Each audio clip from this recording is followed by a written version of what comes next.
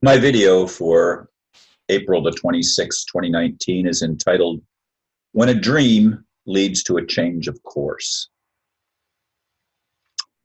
Another video was planned for today, but in my afternoon nap, I had a vivid dream. In the dream, a bearded old man who identified himself as a rabbi was super excited as he told me he had met Jeshua. That was the name he used. As he shared his story, he would stop and dance the kind of dance I have seen other Jewish people do in their worship. Forget the other topic and blurb I had prepared earlier. Now I realize why I was told to wait. As I lay there pondering the dream, I realized that dreams are still what John A. Sanford called God's forgotten language. Many important things come to us in dreams. That's nothing new. It has been happening for millennia. My contemplation led me to wonder what would happen if Muslims met the Buddha and other similar dreams could become life-changing realities for a multitude of people. I have long had a dream that includes such transformation on earth as I hope it is in heaven. Yes, I actually read John Sanford's book a long time ago. I don't know if that's one of the ones that's still in my library or not. I didn't even check. But it was at one time, I know. I had to get rid of, like I've said in other videos, quite a large percentage of my books, 95% maybe of my library had to be eliminated when they stole my home. I managed to get it out of the house prior to the theft of my home because I was warned again that that there was a real possibility that they were going to take my house. And of course, that came true a month or two after I had that initial dream to begin moving some of the things out of my house. In retrospect, I wish I had moved a lot more, but I didn't. I only moved basically the library is all I moved initially. Everything else that I got out on the day that the home was stolen. Anyway, that's it. That's not where the dream or the video is supposed to go today. It's just my thoughts pouring forth out of my mouth.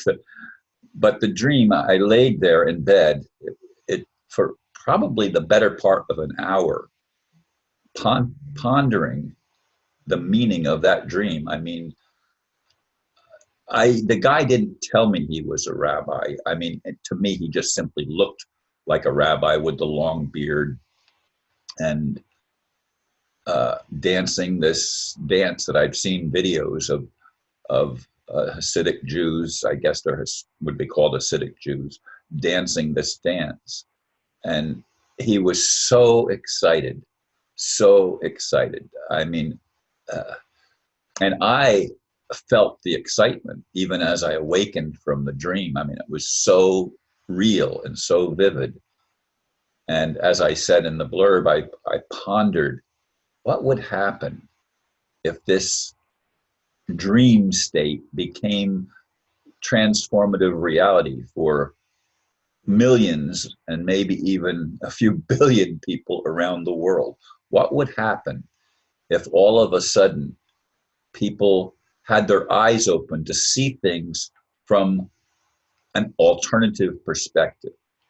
We all have our perspective. I was raised as a fundamentalist Christian, and my early upbringing, I was exploring various denominations, but they were Christian denominations, people that talked about the Bible and things like that. And then, of course, I began branching out, and I've been part for 6 months of a Messianic Jewish synagogue until I was told that there were certain subjects that weren't allowed to be brought into the discussion group that I had joined. And I've mentioned that, of course, in other videos.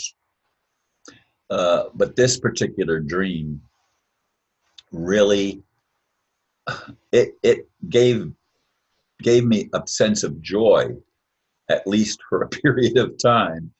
And I thought, now I know why I was told, don't record that video earlier today. I had the blurb all prepared. I had the lights all turned on around me like you see now, and you don't see all the lights, but I usually record at night, and this is in the middle of the afternoon. And I'm recording the video that I, and not the same video that I had prepared earlier, but a completely different title, a completely different subject matter.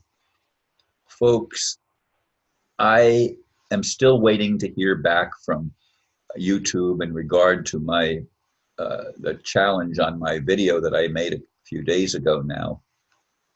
And I don't know what the response is going to be. I hope that they don't try to attack my channel. I've been doing videos every day on YouTube and Facebook, and that's my venue that I've been using. And I'm hoping that they don't try to shut that down. I talk about things that are controversial, and I will continue because I am the paradox man. That's again that term paradox man led to the creation of Paradox magazine, which I published for 5 years, and then I still have some copies of it left, but most of my copies that I had saved were lost when they took my house. There's lots of things that I reflect on, lots of things that I go back and I ponder. And a lot of my dreams, I don't understand. Some of them almost seem like horror stories. Uh, some of them are just mishmashes. And some of them I just don't even, I remember that I had dreamed, but I don't remember, I couldn't tell you what it was. This one was so vivid, so vivid. I mean, the guy was not dressed in like the robes and stuff like that that I've seen some rabbis wear. It was more normal clothes for that for people of that religious persuasion. I mean, there was, it was more modern apparel, in other words, not some old ancient apparel. But man, I'm not against any religion. Certainly I'm not against any individuals. I want all of us to be awakened. I'd like to see all of us come to a place where the walls that have been artificially created to separate us and to get us to fight each other could be melted away, as it were, so that we could see with new eyes and we could begin finally to love one another. Folks, that's been my message all along. Yes, I point out some of the glaring inconsistencies of the world in which we live.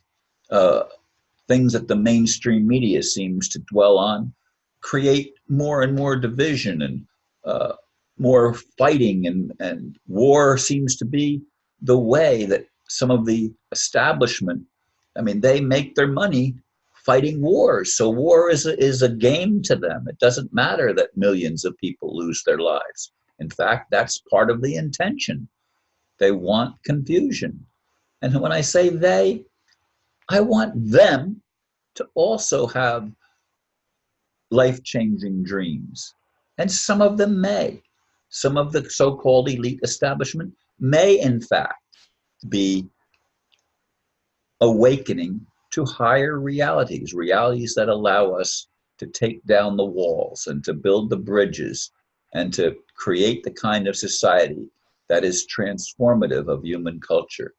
I want to see and experience such a transformation, and so do many others. And so I don't understand why we continue to fight, why we continue to close our minds to other possibilities. Again, all religions teach love, all of them. Yes, they've all been interspersed with other things too that separate and divide. But at essence, at the core of it all, by this shall all men know that you're my disciples, if you love one another. And that includes those that are of a different persuasion than you are. Thank you, folks, for listening, and namaste.